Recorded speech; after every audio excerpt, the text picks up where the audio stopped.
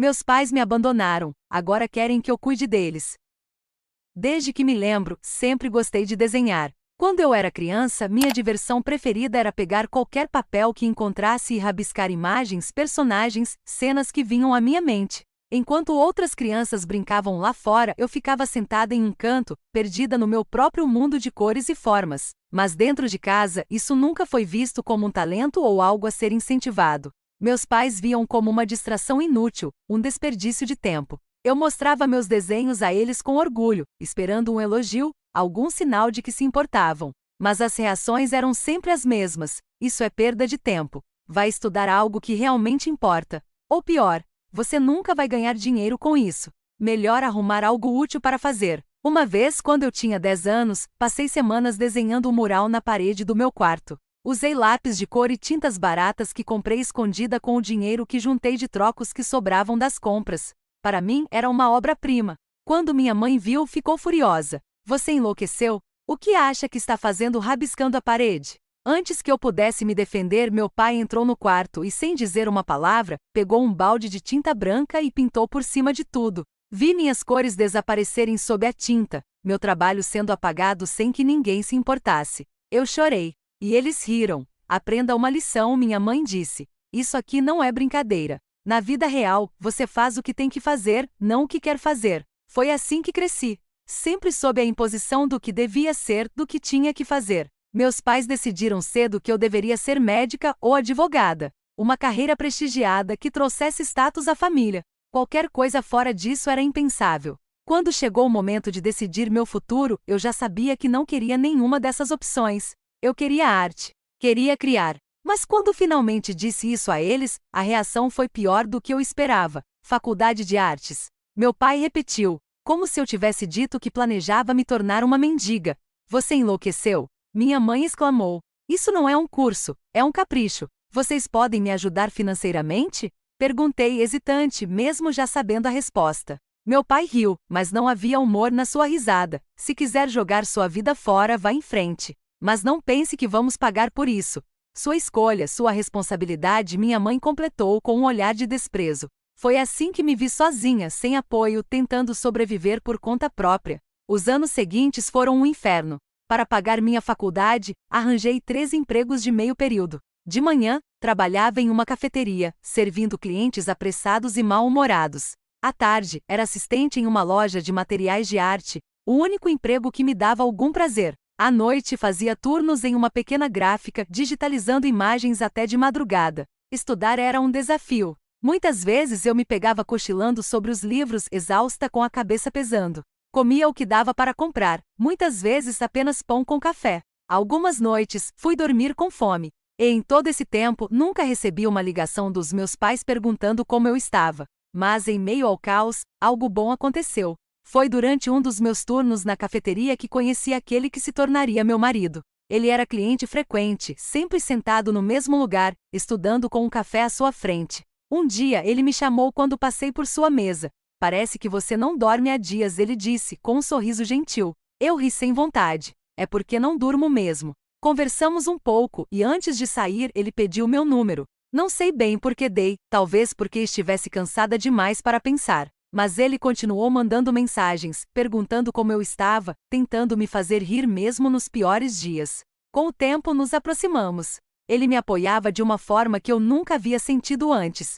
Quando contei sobre minha família, ele não me julgou. Apenas ouviu e me deu o apoio que eu precisava. E o mais surpreendente, sua família me acolheu como se eu fosse uma filha. Os pais dele eram o oposto dos meus. Eles se preocupavam comigo, me perguntavam se eu estava bem. Quando descobriam que eu não tinha dinheiro para comer direito, começavam a acidentalmente cozinhar comida demais e me enviavam porções, fingindo que precisavam de ajuda para não desperdiçar comida. Quando eu finalmente me formei, choraram mais do que meus próprios pais. E depois de anos de luta, eu e meu marido construímos nossa própria família. Tivemos 2 filhos e finalmente encontrei paz. Até que um dia o telefone tocou. Era minha mãe. Ela foi direta. Queremos conhecer nossos netos. Fiquei em silêncio por um momento. Depois de tantos anos sem como você está? Sem qualquer preocupação, a primeira coisa que ela dizia era uma exigência. Além disso, precisamos de ajuda com o aluguel. Ela continuou. Seu pai tem contas médicas, e você deve isso a nós.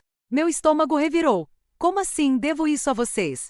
Ela suspirou, como se estivesse falando com uma criança teimosa. Criamos você, alimentamos você. Trabalhamos para que tivesse onde dormir. Você tem obrigação de nos ajudar agora. Fechei os olhos, tentando não gritar. Ah, é? Engraçado, porque quando eu precisei de ajuda, vocês disseram que era minha escolha, minha responsabilidade. Ela ficou em silêncio por alguns segundos. Você é tão ingrata. Respirei fundo e dei a resposta que sabia que precisava dar. Eu fiz tudo sozinha, e continuarei fazendo. Mas vocês também devem enfrentar as consequências das suas escolhas. Desliguei o telefone. Até hoje, me pergunto se fiz a coisa certa. Parte da família diz que sou cruel, que estou sendo injusta. Mas será que sou? Sei que não quero expor meus filhos ao mesmo ciclo tóxico que vivi, mas ainda assim, uma parte de mim se questiona. Meu vizinho estava roubando meu suprimento de água, então eu acabei com o negócio dele. Eu moro na Ásia e acabei de comprar uma casa nova. Os antigos proprietários eram amigos da família que precisavam de dinheiro urgentemente e não moram no meu país há quase 3 anos. Então, consegui a casa por um preço ótimo, no meio da capital. A venda foi finalizada no início deste mês, e me mudei logo depois. A casa definitivamente precisava de reformas, já que os antigos proprietários saíram no meio de uma renovação, e a porta principal estava trancada apenas com um cadeado, nem mesmo uma fechadura. A casa não tinha portão, o que significava que qualquer um poderia simplesmente entrar. No primeiro dia em que me mudei, havia uma bicicleta estacionada na garagem.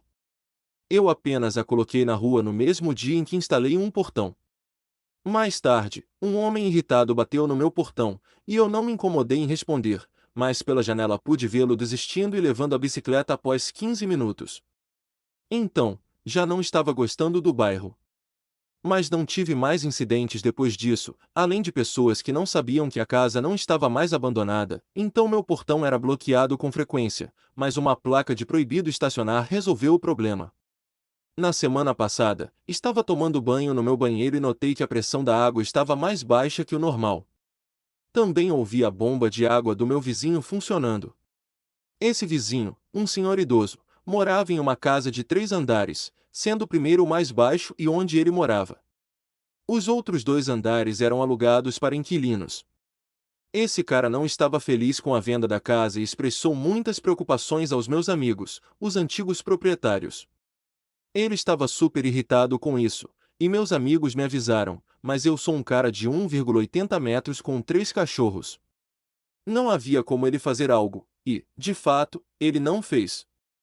Com essa situação, uma bomba de água é necessária para levar a água até os tanques no telhado, já que a pressão do abastecimento público não é suficiente para subir 3 andares. Ouvir a bomba de água ligando me deixou imediatamente desconfiado. Claro, coincidências existem, mas não custava verificar. Esperei até que a bomba dele desligasse e então abri diferentes torneiras na casa. Com certeza, a pressão voltou ao normal. Isso me deixou ainda mais desconfiado, mas, se ele estivesse roubando água, também fazia sentido. As contas de água tinham aumentado ao longo dos anos em que a casa não era habitada, mas a casa também tinha alguns vazamentos. Então, isso foi considerado a causa, mesmo que as contas fossem altas demais para serem causadas apenas por vazamentos. Agora, tudo estava começando a fazer sentido.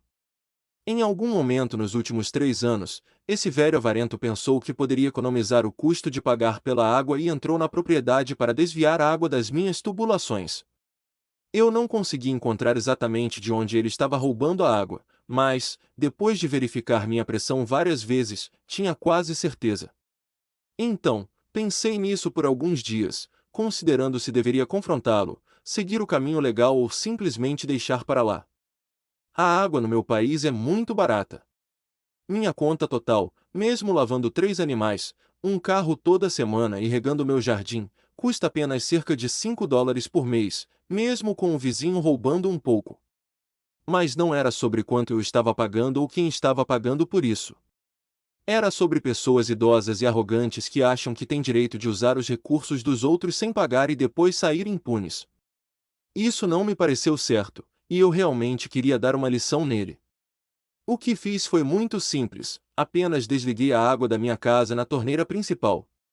Eu não precisaria invadir a propriedade dele, nem estaria quebrando nenhuma lei. Era a melhor maneira de me vingar sem precisar fazer muito esforço. Então, na segunda-feira, há apenas 4 dias, esperei até que a bomba dele ligasse e desliguei o suprimento. Agora, a maneira como os tanques domésticos funcionam no meu país é que há uma válvula de boia no tanque que detecta o nível de água e liga a bomba. Se o nível não aumentar, a válvula permanece aberta, enviando um sinal elétrico para a bomba continuar funcionando até que o nível atinja um ponto em que a válvula se fecha e desliga a bomba. No entanto, o nível não estava aumentando, e qualquer um sabe que deixar uma bomba sem água não é uma boa ideia. Dessa forma, minha expectativa era que eu queimaria a bomba dele e causaria problemas com seus inquilinos. O que eu não havia previsto é que a bomba funcionando constantemente sobrecarregaria os fusíveis ao puxar energia a noite toda e destruiria completamente a fiação da casa. Se ele tivesse decidido atualizar a fiação da casa para um padrão mais moderno, isso teria sido evitado.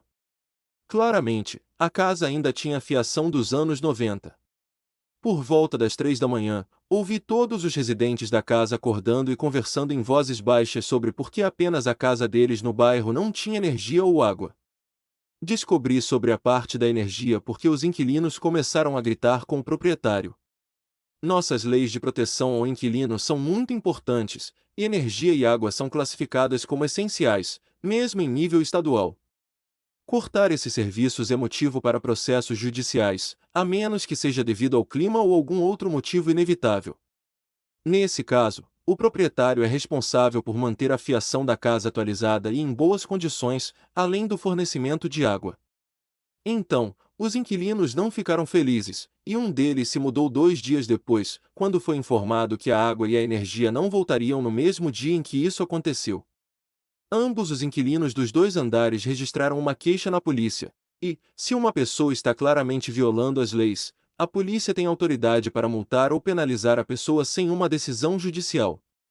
Isso pode ser contestado na justiça se a pessoa achar que foi injustamente penalizada, mas ela ainda precisa pagar as multas e só será reembolsada se quando o tribunal considerar as multas ilegais. Agora, o proprietário perdeu ambos os inquilinos e tem que pagar uma multa de $500, o que é muito dinheiro no nosso país. Ele também tem que devolver os depósitos de segurança dos 2 inquilinos e não pode alugar até que ambos os problemas sejam resolvidos, o que vai custar mais dinheiro. No momento, ele está se mudando no domingo para a casa da filha, já que não pode mais se sustentar sozinho. Os inquilinos eram sua única fonte de renda, e ele é um mecânico aposentado, então não tem outra renda. Ele descobriu por que o motor continuou puxando energia, sobrecarregou a fiação e queimou. Ele veio ao meu portão e me perguntou se eu tinha desligado minha água, e eu disse: "Ah, sim, meu tanque tinha um novo vazamento em um cano, e eu desliguei até o dia seguinte, quando o encanador veio consertar o problema." Pessoal, a expressão no rosto dele. Ele manteve uma cara séria, mas eu sabia que ele estava se segurando. Ele apenas disse ok e voltou para dentro. Não tenho certeza se ele sabe que eu sei, mas não me importo porque ele não pode fazer nada. Estou chamando um encanador na próxima semana para corrigir minha encanação e remover qualquer cano que saia da minha propriedade.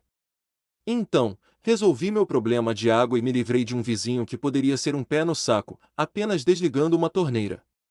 2 coelhos com uma cajadada só, eu diria.